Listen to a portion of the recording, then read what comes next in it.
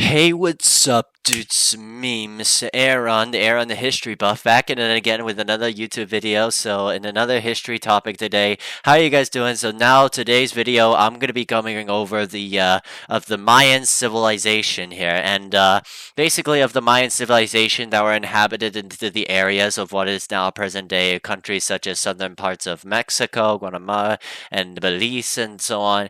And so we're going to be talking over about the Mayan civilization, such as like foods, which how they harvest their own food, and how they created their own writing system, and their own like basically created their own calendar, as well as also styles and architecture, and like the pyramids, such as like the pyramid of the sun and the pyramid of the moon, or the Yucatan in present day Mexico.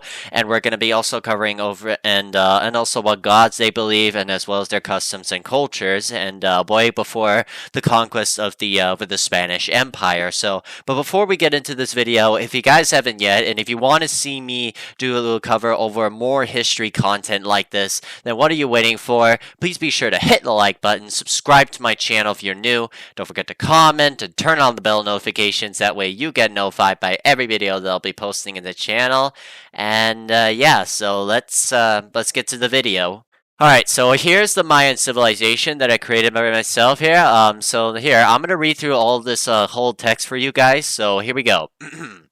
Alright, so excuse me. Alright, so the Mayan civilization had started in the region of the Mesoamerica, inhabited what is now known as Mexico. In 2000 BC, they had did their form of an empire because due to the power struggles and the tribes had been at war with each other, they were known for making their temples and glyphs here. They created a writing system in the pre-Columbian Americas, but there were Mayans that were the best known for the building the hieroglyphs that were created a mathematical concept of zero. They also developed science calendar system that followed the movement of the moon, the sun, and the stars. A ball game that was created called the Poke Ta Poke, and they believed in gods that are based on the nature, such as corn, sun, moon, and rain. They are ruled by the kings, or kulu, or a jaw, or holy lords, who claim to be related to the gods and followed a hereditary succession. The Mayan civilization would eventually lead to their collapse due to the overpopulation, environmental dangers, warfare, shifting trade routes, and massive drought. The lands that were then conquered by the Spanish in 1519, when Hernan Cortes went to war and overthrew the Aztec Empire and became a part of the New Spain, in which that would later become the wealthy of the Spanish Empire, and basically traded with these natives like basically really poorly, that they used like weapons, guns, and horses, and also brought diseases, and they also wanted in traded and natural resources such as like wood, lead, and iron, and gold, and wine, and so on. When they were then expanded and incorporated into the Spanish Empire, which then expected to convert also to Christianity. However, mostly the Mayans that lived in agriculture and farmers still farmed, and taxes were they paid to the ruling elite. The legacy of the Mayans that we can remember is their agriculture, pottery, mathematics, and its magnificent architecture. Many historians think that the Mayans are the most advanced society in Mesoamerica. Alright, so let's keep going. Alright, so let's talk about first all about the Mayan calendar. So the Mayan calendar was a building on and an end. It started in August 11th from 3114 BC and ended in December 21st of 2012. The Mayans had created a calendar by using stone slabs or pillars, and they carved representative figures and important dates or events in the rulers' lives. It was one of the most accurate calendar system in ancient human history. However, the calendar had ended because it does not imply to the end of the world, but the end of the Mayan civilization in around 900 CE. the calendar was more important to the Mayans because it provided a chronological framework for Mayan ceremonial life and the basis for prophecies here. Because unlike any other calendars that were made here throughout history here, like the Mayan civilization is basically known for that this picture right here. It was basically known the date of like basically predicting through the sun and the moon here. The carbs that they just slabs and pillars and stone here. To and but it's kind of convincing now. Like this is basically the most accurate like calendar that they've been using here, because but they just removed it because it didn't like basically the end of the world here until they gave it a different time slot and into different time here and way before the Europeans and so on.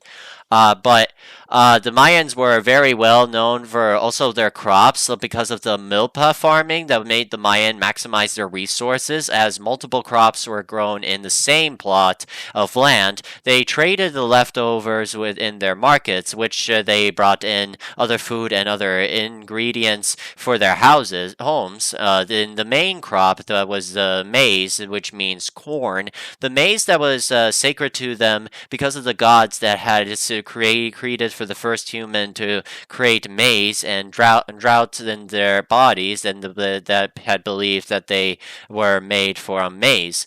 So like basically you could see a picture right here that's actually created. That's the maize here. That's the agriculture and the whole plant of the corns, meats, and also beans and maize that that the Mayans had actually created to provide agriculture and irrigation canals there, and to basically to provide food.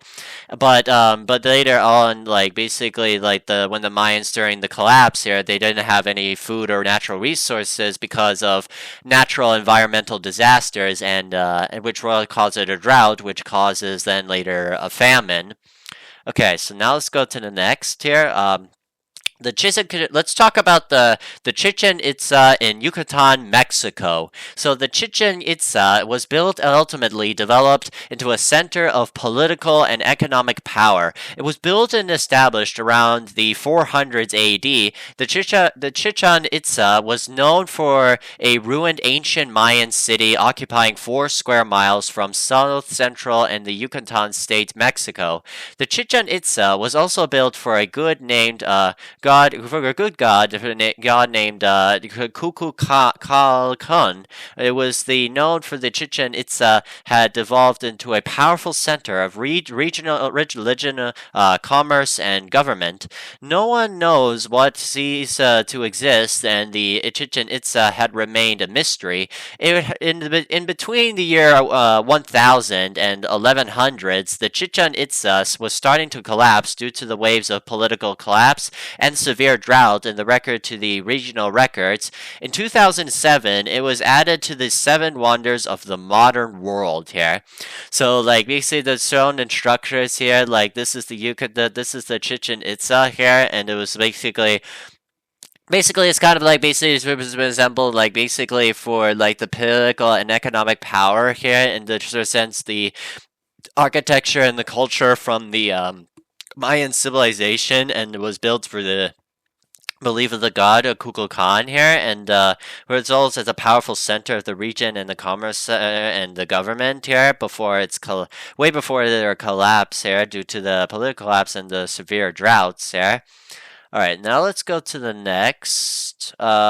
Within the good. All right, here. So let's talk about the architecture and the good cities in the Mayan civilization. Okay, so within the good cities, the Mayan created a style of architecture so solid and stylish that the world is still able to enjoy their buildings. More than 1,000 years after the construction, Mayan architecture is famous for its step pyramids, palaces, observatories, and elaborate ceremonial complexes.